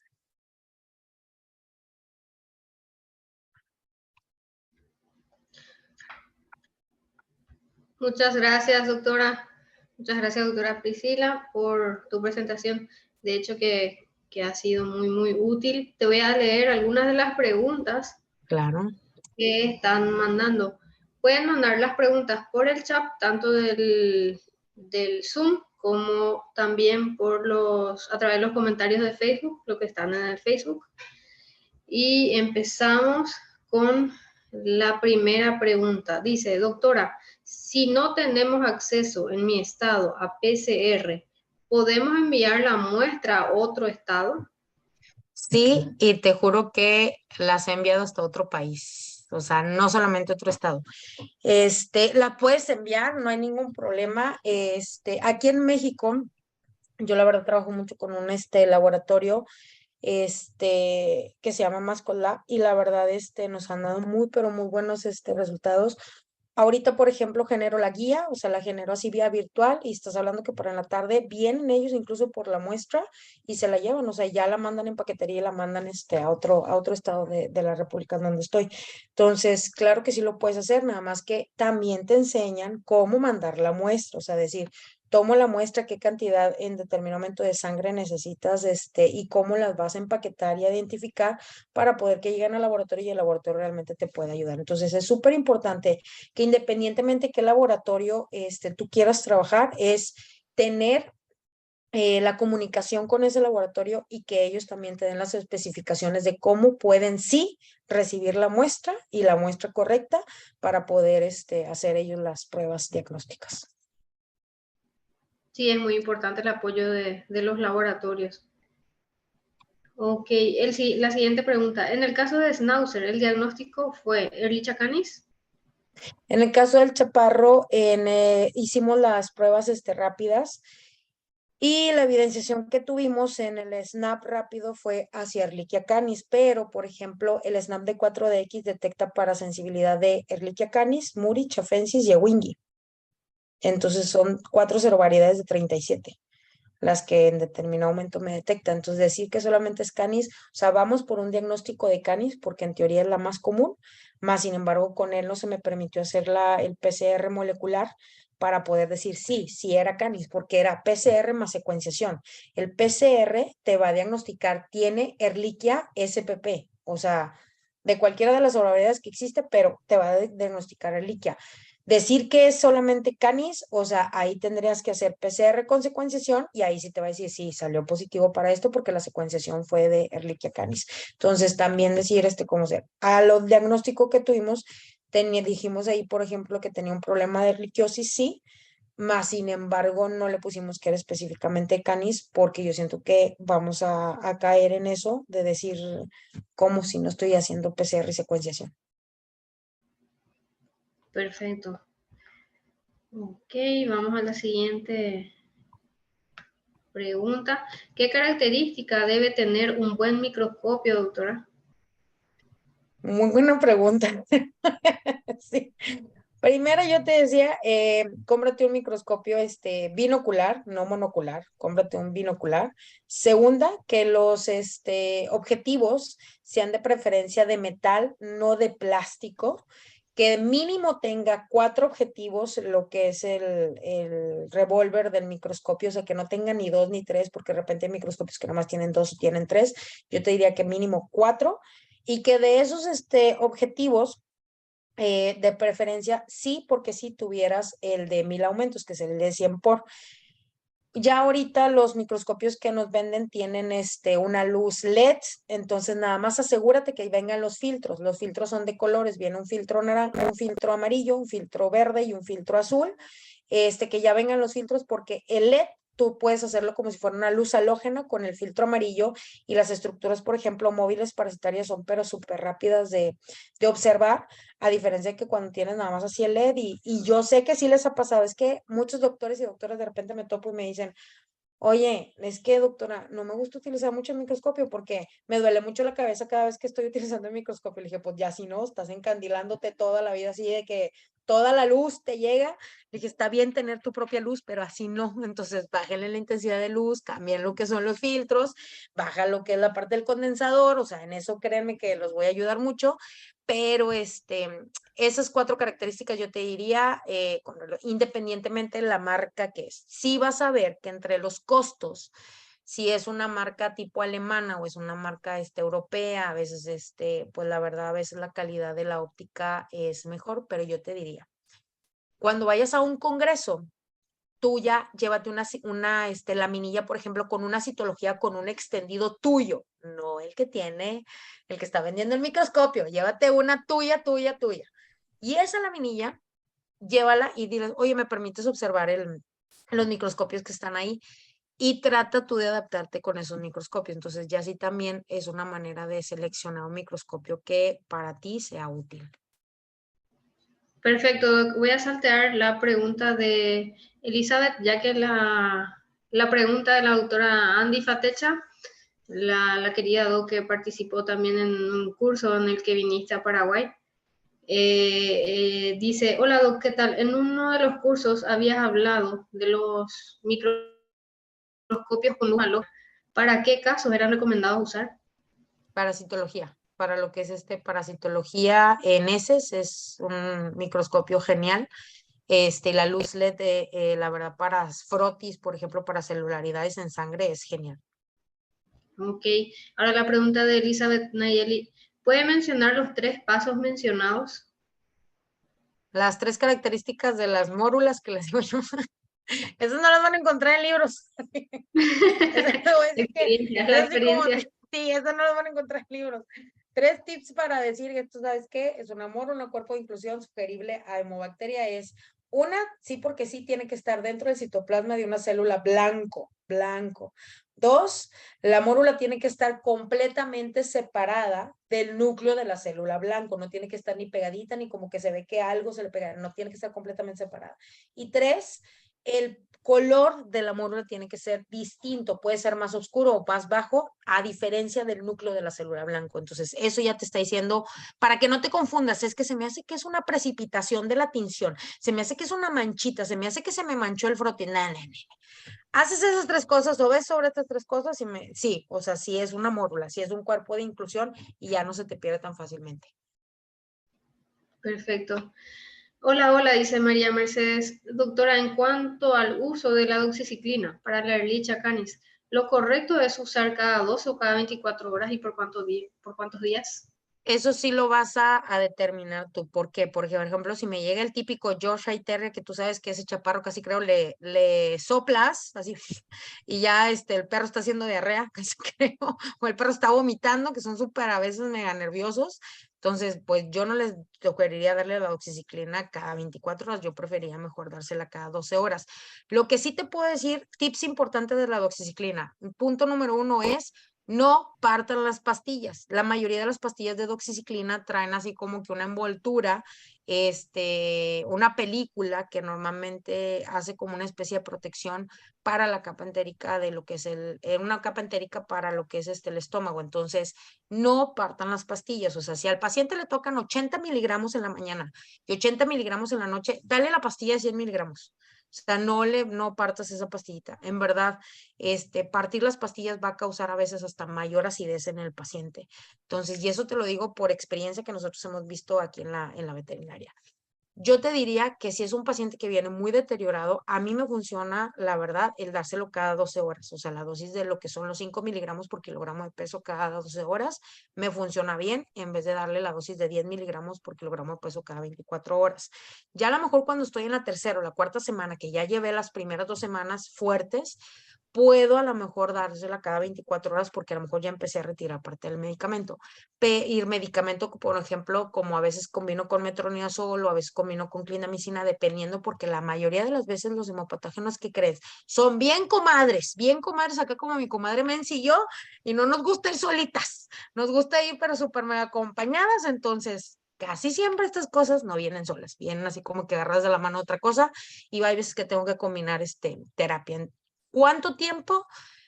Lo mínimo son 4 semanas. O sea, si estamos evidenciando una hemobacteria, son 4 semanas lo mínimo. ¿Cómo voy a saber si son 4, 6, 8? Porque sigo haciendo mis pruebas de la enfermedad activa. Es decir, o sigo haciendo la parte de mis frotis y la mayoría de ellos a veces ya en la cuarta semana no es de sangre, sino es de la capa flojística de blancos, o sea, de un concentrado de blancos, hago el extendido. ¿Por qué? Porque las mórulas van hacia los blancos, no van hacia los eritrocitos. Entonces, ¿dónde voy a tener mayor probabilidad de encontrar las mórulas? Pues cuando hago una concentración de los blancos, hago el extendido y va a ser más sencillo. Entonces ya para la cuarta semana hago los extendidos de blanco y eso me ayuda a evidenciarla. Y sumado a que las mórulas en teoría van a ir desapareciendo, entonces vas a batallar más. Lo que se debería hacer en teoría serían los PCRs de tiempo real y decir, ¿sabes qué? A la cuarta semana hice un PCR de tiempo real y resulta que ya me salió negativo, ok, entonces yo dejo de suministrar el medicamento. Pero si veo que todavía me sigue saliendo positivo, pues sabes que necesito volverse. Y dije PCR, no dije prueba rápida. Las pruebas rápidas, ¿cuánto tiempo te van a salir positivas? Pues imagínate, detectan anticuerpo, entonces la pregunta sería, ¿cuánto tiempo dura el anticuerpo dentro del paciente? Es eso, por eso muchas veces que te salga positivo en el anticuerpo es, ya le voy a dar el tratamiento, evidenciame que la enfermedad la tienes activa y entonces da el tratamiento.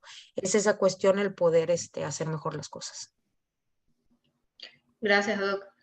Dice la doctora Andy, en el caso que quieras usar para frotis luz halógena, ¿algún consejo? No, la verdad, mientras juegues con el condensador, Andy, besos para Andy, te lo juro, no vas a tener problemas, los vas a poder evidenciar. Solamente ayúdate en la parte del frotis, en qué parte del frotis vas a observar, y luego ya de ahí te vas también a los 1000 aumentos con el aceite de inmersión, con una buena refringencia, con un aceite de inmersión del 30, de preferencia 30A, y esos te van a ayudar muchísimo. La verdad, observas mejor la calidad en lo que es la luz y observas mejor las células. Perfecto, Doc. Dice Melissa Marecos, hola Doc, ¿podría repetir ¿Qué indicaba el hallazgo de pila de monedas de los eritrocitos? Es que cambia la carga eléctrica de la membrana del eritrocito y por eso se pegan de una manera ordenada. Y esto se está diciendo que tengo elevado el fibrinógeno o elevada la globulina o ambas. Entonces ahí te está diciendo, si tienes elevadas las globulinas, pues hay veces que también te estás yendo por un padecimiento inmunodependiente del paciente o inmunosupresor, no lo sé. O puede a lo mejor, por ejemplo, otro pacientito, que en fibrinógeno que puede ser una enfermedad crónica. Entonces, te está diciendo algo, más no es así de decir, es que si encuentro esto es porque sí tiene un problema de hemopatógenos. No, te está diciendo qué significa. Más sin embargo, ya de ahí, yo creo que con ese tipo de pruebas, si yo veo eso, yo sí le puedo dar un antecedente a la clienta de decirle, mira lo que estoy encontrando, o sea, sí porque sí, necesito que me autoricen los exámenes. Porque muchos clientes, ¿cuántos no le llegan, por ejemplo, a la consulta y te dicen, no, es que no tengo dinero ni para el hemograma, ni para la biometría, ni para la química, póngale a ver qué medicamento, doctora? Pues si me dices el diagnóstico, con mucho gusto, a lo mejor te puedo ayudar con la parte del tratamiento, pero, o sea, si me dejan atada de manos, a veces es muy complicado el poder hacer eso. Siempre existe ese tipo de clientes. Nunca termina. Todos tenemos esos clientes, me dice. Y yo desde aquí en México y tú allá en Paraguay, claro que los tienen. Dice, doctora, un paciente que no tiene Ehrlichia de forma aguda, pero que en algún momento tuvo contacto con Ehrlichia y la prueba de anticuerpos, por consiguiente, sale positiva, ese paciente de por vida tenemos que estar monitoreando por Ehrlichia. Sí, corazón santo, te digo la tristeza de estas cosas. No es una enfermedad curable. Es una enfermedad, incurable, o sea, es una enfermedad, es una hemobacteria que siempre va a vivir en ese cuerpo. Es una enfermedad que aprende el paciente a vivir con ella y que tú como médico veterinario aprendes a controlar en el paciente. Es eso, o sea, ese tipo de enfermedades y por eso hay que saber. Cuando hablábamos de hemoparásitos, decíamos hemoparásitos, tratamiento de oxiciclina. Y yo, espérense, ahorita ya se dieron cuenta que en hemoparásitos tienen nemátodos, protozoarios y hemobacterias. O sea, hay 3 grupos gigantescos. ¿Quién es realmente la doxiciclina? ¿Es para quién? Esa es una. Dos, ¿cómo vas a evidenciarlo? No es lo mismo evidenciar un nemátodo a evidenciar una hemobacteria. O sea, no, hay pruebas distintas. Y 3, en el caso, por ejemplo, de nemátodos, protozoarios y hemobacterias, hay algunos hemoparásitos, o sea, de algunas de las enfermedades que entran en estos grupos que son 100% curables, pero hay otras, así como Ehrlichia, que desgraciadamente no es curable, se controla, tú aprendes a controlarla y el paciente aprende a vivir con ella. Y sí, es un paciente que forzosamente, de perdido, doctora, tienes que tenerlo cada 6 meses en monitoreo. Y la otra cosa súper importante, paciente que ya me salió positivo en la prueba de anticuerpo a Ehrlichia, yo te diría, si es una nena, no va para reproducción, no hagas reproducción, no lo hagas. Esa es una. Y segunda, a esos pacientes, sea macho o sea hembra, sí porque sí, ya tienen que tener un producto en contra de los ectoparásitos. No dejes que la enfermedad se siga diseminando. No dejes que otro vector venga, consuma de este paciente que ya está positivo y este vector resulta que va y pica al que no tiene y pues ahora se infecta. ¿Y qué crees? Pues no nada más pican a perros y gatos. Así, aquí estamos nosotros. También somos comida para esos vectores. Entonces, cuando ya encontraste un problema de hemoparásitos en un paciente, sí porque sí, tenerle que poner protección. Lo importante aquí saber es en qué momento le pones la protección, porque normalmente te van a llegar los pacientes todos deprimidos, todos decaídos, todos bien mal, y no le vas a meter en determinado momento un producto que todavía haga que el paciente a lo mejor esté peor. Entonces, sino en qué momento, después en la parte de tu terapéutica, vas a implementar esto y que lo tienes que estar monitoreando de por vida. Entonces, muchas veces se nos pasan esos pequeños detalles y esos pequeños detalles hacen una diferencia gigantesca, no solamente en la diseminación, en la propagación pues de la enfermedad, sino que también en la parte de salud pública. O sea, la mayoría de estas enfermedades, doctores, son zoonóticas, son transmisibles a nosotros. Perfecto, doc. Dice María Mercedes, excelente doctora, muchas gracias. Doctora, ¿qué pasa cuando el paciente tiene toda la signología, pero en el frotis sale negativo a hemoparásitos? Esa es muy, pero muy buena pregunta. Frotis no es ley, o sea, es la realidad. De que si encuentro las mórulas o los cuerpos de inclusiones referidos a, es diagnóstico sí, porque es muy específico. Pero de que en determinado momento la sensibilidad de la prueba sea súper alta, no es una prueba con alta sensibilidad. Entonces, si tienes todos los cuadros, si la prueba de frotis te está saliendo negativa, o sea, forzosamente hacen en determinado momento PCR, o sea, haz pruebas moleculares. Hazla así porque sí. Muchos de los doctores me ha tocado, ¿sabes qué? Que sospechan de la hemobacteria, por ejemplo, hablando de Ehrlichia, no hacen ni siquiera una prueba de anticuerpos, sino que solamente sospechan, no me hacen un frotis, mucho menos una prueba molecular, pero sí porque sí le empiezan a dar el tratamiento de la doxiciclina. Y como lo ven mejor, bueno, pues vamos a seguirle con el tratamiento de la doxiciclina. Le dije, pero es que no hiciste ningún examen. Le dije, muchas veces puedes perjudicar al paciente y más cuando utilizas por ejemplo, el dipironato de miocar y dices, ¿en qué momento lo vas a utilizar? Porque si tiene coinfección, tienes que utilizarlo, pero no, yo no lo utilizo en la primera semana, casi siempre lo utilizo en la segunda o la tercera semana. Les digo, cada paciente se le hace un esquema personalizado a ese paciente, o sea, ese paciente con qué enfermedades me salió positivas de anticuerpo, con qué enfermedades me salió positivas activas, cuáles son toda la sintomatología que tiene y poder atacar y poder dar la terapéutica adecuada con él. Perfecto, Doc.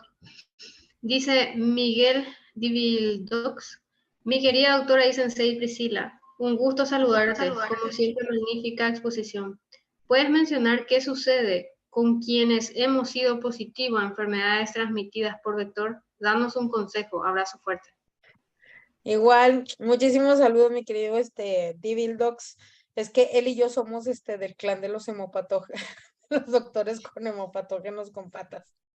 Así No, que, y quién sabe cuántos de nosotros también, ¿verdad? Estamos en ya contacto sé. todo el tiempo y Lo que sí les puedo garantizar que por saludar, dar la mano, incluso así por vía virtual, nunca nos vamos a pasar los hemopatógenos, les digo.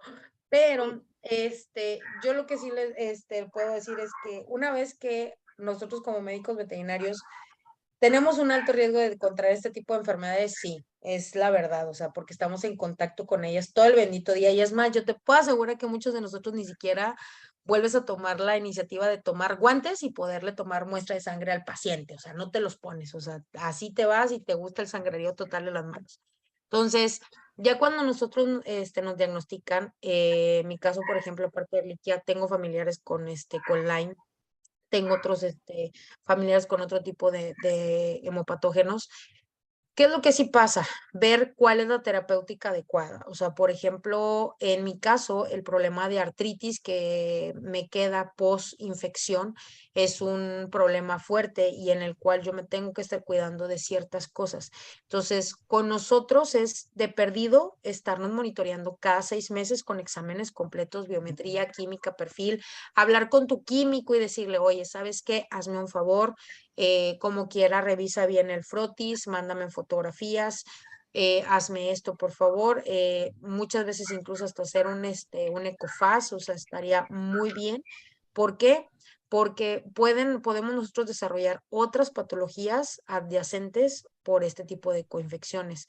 Entonces, hay veces que, por ejemplo, tú dices, bueno, por ejemplo, en mi caso de que me dio COVID, pues sí me da COVID. ¿Y qué crees que está esperando esta hemobacteria? Está esperando que algo me inmunosuprima para poder que esta bacteria pudiera proliferar en mi cuerpo, porque ya la tengo. Entonces, nosotros, por ejemplo, ya no donar sangre. O sea, si yo ya me detecté y que soy positiva, ya no donar sangre. O sea, no expongas a otras personas a que se puedan en determinado momento infectar. Bien difícil como mujer, reproducción. Es un tema, porque sigo siendo mamífero, igualito que la perra, igualita que esa chaparra, está comprobada que hay hemobacterias que se pueden transmitir vía transplacentaria. Nosotros somos mamíferos. Entonces, es un tema, la verdad, bastante difícil. Cuando voy, por ejemplo, con la dentista, también le digo, oh, doc, me dijo, sí, ya sé, no te preocupes, ahorita con tu material que utilizamos, acuérdate que todo va a esterilidad y todo, sí. Cuando yo entré a quirófano, a hablar con el cirujano, hablar con el anestesiólogo y todavía hablar con un inmunólogo. ¿Por qué? Porque acuérdate que, ¿por qué le llaman como hemobacteria? La bacteria funciona, digamos así, o está esperando lo mismo que el parásito. El parásito para mí son los organismos más inteligentes que existen en el mundo y el parásito cuida su casa. No le gusta que la casa se muera, ¿eh? Le gusta cuidar su casa. Hace mucha sinergia con cuando está cohabitando con ese hospedero. ¿Y qué es lo que pasa? Y yo creo que sí te ha pasado, por ejemplo, cuando entras a cirugía con una gatita o con un gatito y que le estás haciendo una esterilización y de repente sale el proglótido de dipilidium por el ano, ¿no? O de repente se le soltaron las pulgas al paciente. ¿Qué crees que pasó? El parásito no es tonto. Se le bajó la frecuencia cardíaca, se le bajó la frecuencia respiratoria, se bajó la temperatura y el parásito piensa que este animalito se está muriendo. A se le está bajando esto, yo me tengo que salir de aquí, yo me tengo que salvar y por eso voy a salirme. Pero la hemobacteria es intracelular obligada. Entonces, ¿cómo se va a salir? La única manera de salirse es reproduciéndose y que el vector se la lleve a otra parte. Entonces, muchos de nosotros, por ejemplo, que somos positivos y que vamos a entrar a un plan quirúrgico donde se va a bajar ese tipo en el sistema, tenemos que hablar y nos tienen que preparar. Entonces, una de las cosas es prepararnos, o sea, estar con gente que realmente conozca de las enfermedades, porque ustedes como veterinarios les puedo apostar que saben mucho de enfermedades zoonóticas, pero que muchas de las veces, por ejemplo, los médicos humanos tenemos que ir con cierto tipo de especialistas, como inmunólogo e infectólogo, a que también conozcan estas enfermedades, que no solamente conozcan Lyme, porque ahorita ya se dieron cuenta que tengo un abanico gigantesco. Sí, justamente. En realidad una autora una vez me dijo, una autora acá de Campo 9, se llama Jazmín, me dice, ¿quién sabe cuánta gente tendrá? Porque los síntomas al principio también son muy inespecíficos y bueno, hay epidemia de dengue, se confunde con el dengue, se trata el dengue, pero quizás no haya sido dengue, quizás, porque en Paraguay, por ejemplo, tenemos muchos perros con garrapata y lo tienen como un habitante normal del perro. Bueno, si ven un perro con Claro. garrapata es normal. Entonces, y me dejó pensando, sí me dejó pensando. Siguiente, de acá te reclama el doctor Corona, ¿por qué no le has dicho al auditorio que estuviste enferma gravemente con el lich? Ya dije, no, ya dije, sí, estuve muy delicada, estuve 6 meses en silla de ruedas y no daban pie con bola conmigo. Entonces, hasta que hicimos parte de diagnóstico clínico veterinario y luego lo evidenciamos, en línea humana. Entonces, decían que estaba loca, te lo juro que sí, decían que estaba completamente loca. Yo les decía, es que traigo toda la sintomatología del perrito que yo consulto, o sea, traigo eso, o sea, y me hicieron un montón de pruebas para Lyme porque pensaban que lo que yo tenía era Lyme, dengue, zika, chikungunya, pensaban que era todo eso y nada que ver. Al final salí con 3 variedades distintas de Ehrlichia en lo que son los PCRs y la secuenciación. Entonces, pues claro que nos podemos infectar. A mí no les juro que yo no recuerdo haberme quitado la garrapata de encima. En mi caso, pensamos, o sea, parte de la hipótesis que tenemos es que tuve contacto con un paciente que estaba seropositivo y en el momento de cirugía me pinché. O sea, tuve contacto sangre con sangre, te quitan los guantes, me limpié y todo, y exactamente a los 21 días fue cuando empiezo con todo el cuadro febril, o sea, el dolor, o sea, muy severo, y estuve, la verdad, muy grave. O sea, realmente yo creo que de ahí nace el poder a ustedes evidenciarles cómo sí se pueden evidenciar estas cosas y podemos cuidarnos más arduamente en la veterinaria. Te agradecemos que cuentes tu historia y lo que has vivido con la enfermedad. Dice, doctora, cuando el perro tiene garrapatas, he leído que podemos hacer combinaciones de pipetas con comprimido, ya que las pipetas en la que tiene repelencia y evitar la picadura de la garrapata, ya que la pipeta es la que tiene repelencia y evitar la picadura de la garrapata. Eso es súper importante. En ningún momento las fichas técnicas te dicen que el comprimido, el collar y la pipeta están peleados. O sea, que puedo combinar un producto que me ayude, ojo, con un efecto antialimentación. Hay medicamentos, hay sales que te ayudan a que el ectoparásito no coma de ese paciente. Lo vas a poder ver el ectoparásito arriba del paciente, pero no deja que coma. Y va a haber otros productos los cuales los administres y el ectoparásito tiene que comer para poderse morir. Pero ojo, de esos productos tenemos alrededor de 4 sales distintas y las 4 tienen también cierto tiempo de eficiencia. Y en ese tiempo de eficiencia se van a encontrar con 2 de ellas que, por ejemplo, cuando el ectoparásito está consumiendo la sangre, se muere en cuántas horas. Y en ese lapso de horas es cuando tú dices, ¿me es preventivo para ciertos hemopatógenos o no me es preventivo para ciertos hemopatógenos? Ahí esa es la diferencia de poder decir, ¿voy a utilizar una combinación? Sí, 100% de acuerdo y sin ningún problema. Ok, perfecto.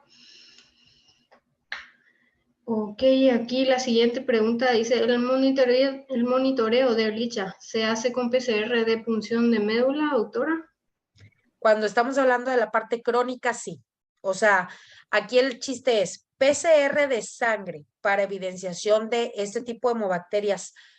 El PCR se hace de sangre cuando tengo la infección aguda. Tengo todo en la signología clínica, al menos ahí casi creo el perro se nos está muriendo. Entonces tomo la muestra de sangre y mando a hacer PCR. Sangre. Pero cuando ya es evidenciación de la parte crónica, es decir, el paciente ya no tiene la signología, el paciente la verdad a lo mejor nada más tiene dolores en las articulaciones o nada más quedó con este tipo de cosas, sí, tiene que ser de médula. ¿Y cómo tomas la parte de la médula? Sinceramente puede ser desde ganglios, puede ser desde una articulación o puede ser incluso directo de la parte de la médula. Entonces, ese líquido es el que se manda y se manda a hacer el PCR. Ok. Dice Andy, ¿hay evidencia de Ehrlichia en hembras preñadas a cachorros? Sí, Ah, ya me contestó, dice. sí hay. Ok.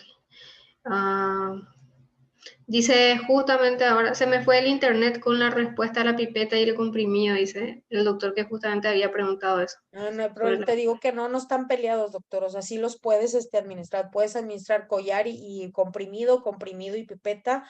No están peleados porque lo que es para el ectoparásito, puedes utilizar sales que tengan un efecto antialimentación. El parásito no se alimenta de ellos y puedes tener también una sal que te ayude para que cuando se alimenten se mueran en cierto tiempo. Entonces, no están peleados unos o el otro. Puedes utilizar los dos sin problema. Ok, perfecto, Doc. Si hay alguna pregunta más, pueden hacerla. O si alguien quiere hacer a viva voz, sin problema.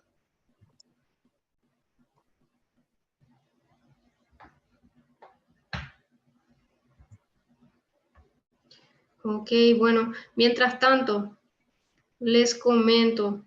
Al principio de la charla ya estábamos poniendo la publicidad del curso con la doctora Priscila y el doctor Gustavo Corona, dos grandes de la veterinaria, dos grandes profesores de muchos en el mundo, dando a conocer justamente sus experiencias, ¿verdad? Simplemente lo que ellos aprendieron, lo que leyeron, se tragaron varios libros en todos estos años y más la experiencia que tienen, porque no siempre lo que dice el libro es igual a la realidad. Entonces ellos enseñan en base a su experiencia. ¿Te gustaría, doctora, explicar un poquito de qué va a tratarse el curso? El doctor Corona también, si quiere abrir su micrófono y hablar un poquito. Sí, cómo no. Sí, este curso nos tiene muy emocionados a mi estrella Priscila y a mí, porque es lo que hemos hecho con mucha pasión y sobre los pacientes. Y yo sé que muchos de los disertantes o ponentes, en ocasiones, la teoría es tan pesada que no nos permite a nosotros aplicar días consecuentes lo que debe ser.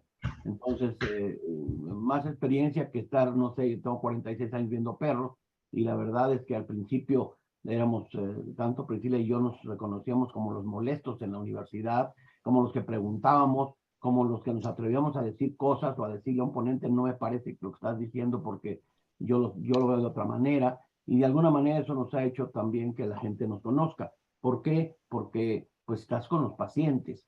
Entonces este curso es muy interesante porque ahora yo que voy a hablar sobre la interpretación del hemograma, pues uno de los huecos que nosotros vemos ahora en los clientes, o en los médicos, es que tienen una máquina, hacen su esfuerzo por invertir en una máquina o por apoyarse en alguien que tiene la máquina, un laboratorio, ya sea otro colega, y entonces lo que tienen el papel lo ven y creen que va a salir un letrero que diga tengo hepatitis o tengo este problema. Y entonces no, esa es una herramienta. Entonces nosotros tenemos que aprender a interpretarlo. Los últimos 20 o 30 años de mi vida profesional he sido un fanático de entender por qué un linfocito sube, por qué baja, por qué hay un perfil de estrés y en qué otras ocasiones se da, por qué un perro tiene elevados sus glóbulos rojos y no nada más poner, el perro tuvo elevados los rojos, elevados los blancos, baja las plaquetas y ya. Eso lo dice el patólogo. Pero entonces yo estoy haciendo ahorita un manual de procedimientos que en este curso voy a compartir, o les voy a decir cómo se trabaja, en el cual tú dices, ok, aquí me salió, no sé, elevado los linfocitos. Entonces corres al manual y ves linfocitos bajos o elevados. Elevados te da este grupo de enfermedades más frecuentes y te explica por qué están bajos. Tú ya te das cuenta que la baja de linfocitos casi siempre tiene que ver con esteroides. Y a veces el perro lo que trae es una enfermedad de más de 6 días, ha liberado cortisol, y su propio cortisol es el que está causando la destrucción de los linfocitos, está causando el bloqueo de la circulación linfohemática, y entonces tú entiendes qué está pasando. Y ya sí puedes darle relevancia clínica a determinados hallazgos o darles o no darles relevancia clínica. Hay cambios a veces que son parte de pues, situaciones fisiológicas o de errores de interpretación. El error clásico es cuando vemos trombocitopenia y no hacemos un frotis para ver si es falsa o es verdadera. Y hay 3 o 4 causas en las cuales el perro tiene 40,000 plaquetas cuando debe tener 200,000 a 500,000 y el perro no sangra. Y desde ahí empiezas a sospechar que algo pasa. Haces un frotis, te das cuenta que la mitad se agregaron porque ese perro es una quita y tuvo sensibilidad inmunológica al EDTA y te está aglomerando las plaquetas. Entonces yo hago lo mismo que Priscila. Yo agarro y hago 3 frotis antes y 3 frotis después. Lo que me queda en la jeringa hago 3 frotis y checo la glucosa. Y los que están en el tubo con EDTA, hago 3 frotis también, con Wright, con panóptica rápida y con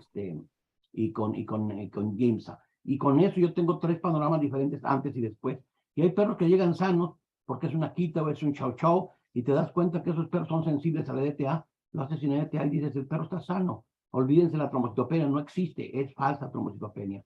Y entonces te abre la luz, y interpretar para mí ha sido fabuloso porque lo que tanto esfuerzo tienes en equiparte, lo que tanto esfuerzo tienes en sangrar y hacer la prueba, tiene que tener más frutos que simplemente tener papel en la mano. Y otra cosa muy importante, todos los cambios son matemáticos, en el caso de los contadores, de las células que miden en el hemograma, pero esos tienen que convertirse en síndromes. Por ejemplo, si tú tienes elevados los eritrocitos, pues el perro salió con los eritrocitos elevados.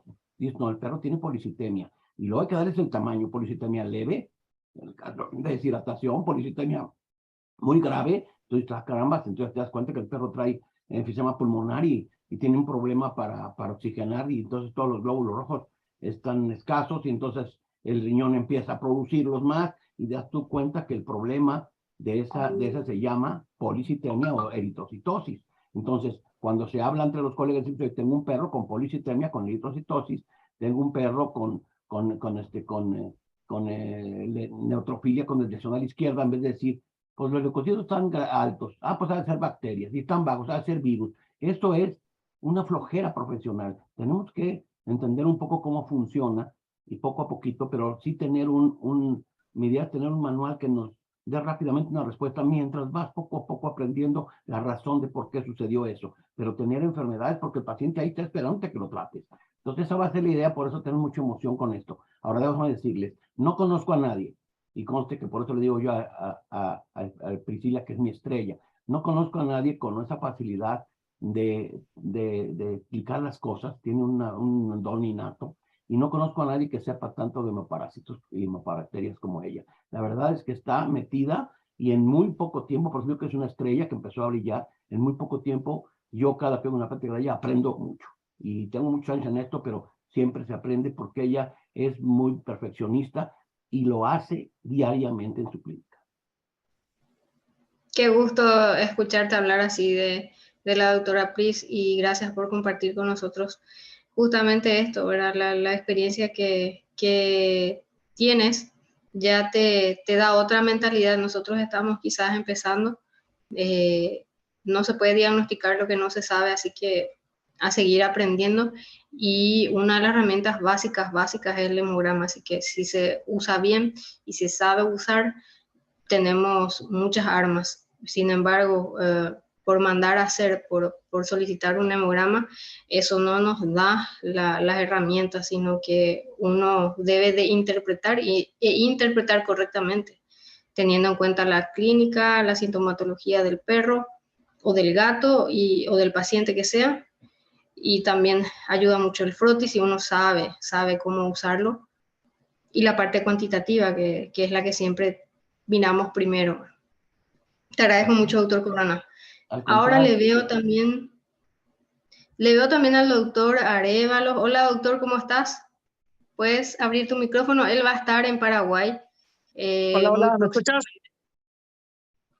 Hola, doc, ¿cómo estás? Esperamos también tenerle en alguna ocasión el honor de tenerle acá al doctor Corona y a la doctora Pris de vuelta. La doctora Pris ya estuvo en Paraguay. Sería muy, muy lindo tenerles en alguna ocasión aquí. Estamos lejos, pero Paraguay es un país muy, muy lindo, con gente muy amorosa y muy amable. Así que te estamos esperando, doctor Arévalos. Sí, no, pues yo encantado. Primero que nada, saludos al doctor Corona, Priscila, gusto en saludarlos. Es un placer volver a verlos, ¿verdad? Y sí, muchas gracias. Fíjate que estuve escuchando parcialmente la plática porque justamente me encuentras en un proceso de mi día diario, mi trabajo diario en la universidad, en donde la propuesta del curso que tenemos para contigo en febrero es justamente lo que hago día a día. Haciendo un híbrido, una combinación entre lo que aprendo de línea humana y cómo aterrizarlo en línea veterinaria y cosas que sí se puedan, que sí podemos hacer.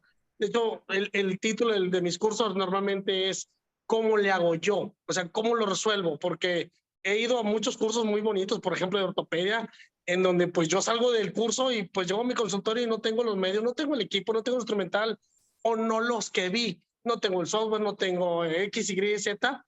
Entonces, para mí es muy, muy singular porque en el área de línea humana, como puedes ver detrás de mí, pues aquí es un quirófano de cirugía, de microcirugía. Entonces, a ver, ¿cómo volteamos esto?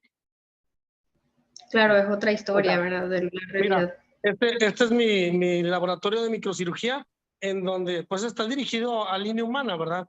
Entonces aquí mi trabajo es trabajar con residentes, médicos y alumnos de línea humana, enseñando microcirugía, lo cual pues es fantástico cuando tienes esto, pero pues estos equipos son muy, muy caros, ¿sí? Te muestro lo que estoy trabajando actualmente ahorita, si me lo permites, para que tengas un panorama de lo que hago y de lo que propongo para los cursos, ¿te parece? Mira, vamos a entrar al laboratorio grande. Aquí tengo alumnos de medicina en donde estamos retirando, bueno, son imágenes reales de lo que estamos haciendo en investigación. Estamos retirando unos vasos sanguíneos de una cabra porque estamos trabajando con unos dispositivos para arteria. Y en mi día a día de laboratorio, por ejemplo, tengo al doctor Esaú, que es un alumno de posgrado, que está con su tesis. Aquí, pues en el trabajo con los alumnos, en el trabajo con el doctor asesorándole la tesis. De este lado tengo el equipo de médicos de línea humana que están trabajando con lo que es la fluoroscopía de arco, los catéteres intravenosos. El doctor Ali viene de San Diego, los doctores son biomédicos, Brian al fondo es el anestesista veterinario, Diego es mi radiólogo. Entonces trabajo habitualmente con muchas gamas de la medicina humana y todo esto en algún punto pues lo aterrizo en línea veterinaria. Sí. Ok, Aquí está el procedimiento. perfecto. Este es un procedimiento en vivo. Vayan. Fabuloso, un sueño de cualquier Sí, esto cirujano. es genial. Trabajar con los médicos son geniales. Todos se portan muy bien con un servidor y pues verlos trabajar y estar participando con ellos, con todos esos equipos, pues la verdad es que es sensacional, ¿verdad? Porque aquí no hay pobreza, ¿verdad? No hay algo que nos falte para este tipo de equipos. Entonces, lo que aprendo con esta área de la medicina veterinaria o del área de investigación en la Facultad de Medicina de Línea Humana, bueno, llevarlo a lo que es, estos son los artroscopios, también hacemos cirugía de artroscopía, en fin, trabajo con la gran mayoría de las líneas de humanos, histólogos, parasitólogos, cirujanos vasculares, cardiólogos, lo que se te ocurra.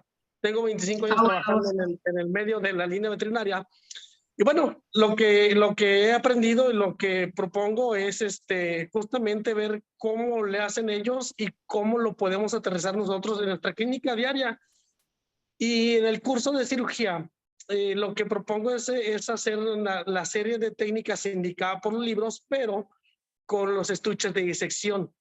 Entonces, ¿por qué lo planteo así? Pues porque muchas de las clínicas que están empezando o que no han podido crecer, tienen a veces el conocimiento, pero a lo mejor no la práctica o la idea de cómo lograr los objetivos, cómo lograr las técnicas con los estuches de disección sin tener que comprar los equipos millonarios. Por ejemplo, un blusao que te va a costar, no sé, 50,000 pesos aquí, $2,000, no sé cuánto cueste ya. Entonces, ¿cómo generarlas? De hecho, ahorita que propongo eso, pues muy al estilo del doctor Corona, que también tiene una capacidad de ingeniar cosas, de hacértelo ver muy fácil, de cómo sí se puede. Entonces, creo que es algo que nos caracteriza a nosotros, ¿no?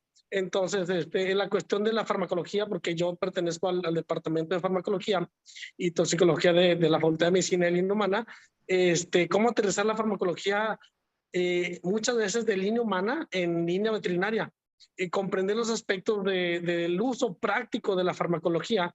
Es lo que he podido aprender en estos 25 años de trabajar en el área de investigación. Y bueno, tengo mi clínica veterinaria y también sufro como ustedes, ¿verdad? Como cualquier otra clínica, las deficiencias. Entonces, la propuesta del taller y del curso es cómo lo hago yo, cómo lo resuelvo. ¿Mandé? No, era solamente un audio, disculpa. ¿Cómo lo resuelvo? ¿Cómo lo propongo?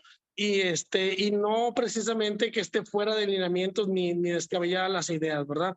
Entonces, pues tengo años dando estos cursos de farma y cirugía, habitualmente se llenan, no, tengo mucho tiempo pues que se llenen los cupos, porque creo que la propuesta es interesante. Entonces, pues bueno, con la experiencia que manejamos de este lado, espero que sea interesante para ustedes y pues esperarnos allá, ¿verdad? Vernos por allá para pues lograr y compartir con ustedes lo mucho poco que he aprendido en lo que es la cirugía de línea experimental de línea humana y que creo que puede ser de mucha aportación para ustedes, ¿verdad? Muchas gracias, doctora Arévalos, muchas gracias por haberte conectado también a esta charla. Doctora Pris, una pregunta que me parece muy interesante y que yo aprendí hace poco justamente de ti. Dice, doctora, y alguna otra pregunta. Dice, en Argentina, una autora en Argentina mencionaba que la probabilidad de ruptura de vaso en pacientes con Ehrlichia era alto y que por lo tanto recomendaba retirar el vaso. ¿Qué me podría comentar? Te podría decir que va a depender de cada paciente. Yo creo que el paciente que te llegue a clínica con la signología y que sumado le estés haciendo un ecofaz y que estés viendo que el vaso esté 2, 3 veces más agrandado, que ya en determinado momento tenga un problema, a lo mejor tomas la decisión. Anteriormente se pensaba que quitar el vaso te ayudaba con la enfermedad, pero realmente no es, o sea, no es esto ya hoy en día, o sea, no es la realidad. O sea, realmente es de que si tienes un problema en el vaso, tú como clínico, dependiendo cuáles son los problemas que te esté presentando el paciente, entonces tú decides si vas a hacer la esplenectomía o no la vas a hacer esplenectomía. Pero de que eso me ayude con la enfermedad, no. O sea, eso depende mucho el problema real de por qué se te está presentando el vaso en ese contexto. Entonces, la verdad, al menos que la Ehrlichia provoque la ruptura de vaso, no hay algo que lo tenga evidenciado, porque yo tengo, te puedo decir que de 100 pacientes que hemos diagnosticado con Ehrlichia, a uno, si acaso, he hecho un problema, la esplegno, y sinceramente la he hecho no por el padecimiento de la Ehrlichia, sino porque ha desarrollado un problema de tumor, un hemangioma. Entonces, y el hemangioma, pues, ¿qué relación tiene con el hemopatógeno? Pues ninguna. Pero ya de ahí en fuera, o sea, no hay experiencia, o sea, yo, Priscila, experiencia no. Pris, si me Muchas gracias. permite, esto se dio al principio cuando empezamos a ver Ehrlichia, porque, bueno, muchos de ustedes han vivido con Ehrlichia. Yo soy de los que vio nacer el parvovirus, del que vio nacer la giardia, cuando yo empecé no existían esas enfermedades o no las diagnosticábamos. Pero lo que pasaba era que hablaban mucho de que cuando tú tratas un perro contra Ehrlichia, antes era pues darle mes y medio con doxiciclina, teniendo cuidado obviamente darle mucha agua para evitar las esofagitis tan graves que provoca la doxi tópicamente. Entonces, después nos dimos cuenta que aparte de eso, era sano darle un poquito de antibiótico después de salir, porque había algunas bacterias como Bartonella que estaban esperando al inflamado para infectarlo. Y platicando un día con Guillermo Couto y con otro doctor, decían que ellos daban, después de terminados el mes y medio de doxiciclina, una semana de acitromicina. Entonces, pensando en eso, ¿por qué? Porque vimos perros que se curaban, obviamente no salían, no podían confirmarse con pruebas de anticuerpos porque serían saliendo positivos aunque ya estuvieran curados, pero veían que había recidivas. Cuando volvían a recaer, entonces se creó la teoría de que la Ehrlichia se escondía entre los leucocitos almacenados en el vaso y que entonces se quedaban esperando a que hubiera una inmunosupresión para volver a funcionar. Eso es una hipótesis. Entonces muchos quitaban el vaso para llevarse el reservorio de la enfermedad en perro que ya se curó, entre paréntesis, y entonces que tenía allí al enemigo escondido. Y eso generó que mucha gente se eliminara el vaso. Pero el vaso, aunque no sea un órgano indispensable, es un órgano necesario. Entonces hay que medirlo y, como dice Priscila, cada paciente es una aventura nueva. Es como casarte 4 veces. Te casas con una mujer, pero las 4 veces son diferentes la experiencia, aunque sea el mismo procedimiento y el mismo afán. Entonces, estamos hablando que cada paciente es una aventura nueva donde tú tienes que tener ciertas modulaciones para darle el tratamiento que le corresponde y nunca quedan idénticos los tratamientos, son parecidos. Entonces, quitar el vaso para la enfermedad se basaba en esa hipótesis, pero ahora sabemos nosotros que no es así porque no se han hecho suficientes PCRs en animales ya curados para decir algunos sin signos, tendría a salir al PCR porque estaba por ahí detectando a la Ehrlichia en el vaso. Yo no sé si el PCR alcanza a detectar en el vaso, yo creo que sí, pero no los anticuerpos, porque son anticuerpos circulantes. Entonces, por ahí empezó esa hipótesis. Muchas gracias, doctor, por tu gran aporte, por tu valioso aporte. Es importante conocer el antes y después, ¿verdad? El proceso que has seguido y todo lo que has aprendido en esta etapa. Y tratar de que nosotros aprovechemos, ¿verdad? Ya el camino recorrido tuyo y de la doctora Priscila para acortar nuestro camino al conocimiento. Muchas gracias. Bueno, muchas gracias, Pris, muchas gracias, doctor Corona, un gusto tenerlos por aquí. Gracias, doctor Arévalos. Gracias a todos los participantes, espero que tengan buena noche y vamos a vernos con el doctor Corona. El próximo 15 de diciembre vamos a tener el honor de tenerle como ponente sobre justamente casos clínicos que ha tenido él. También justamente como la doctora Priscila, poniendo en práctica o poniendo a mostrarnos todo lo que ha pasado, todo lo que le ha llamado mucho la atención y nos podría ayudar a resolver casos que quizás no podamos resolver tan fácilmente sin saber cómo usar el hemograma y el frotis.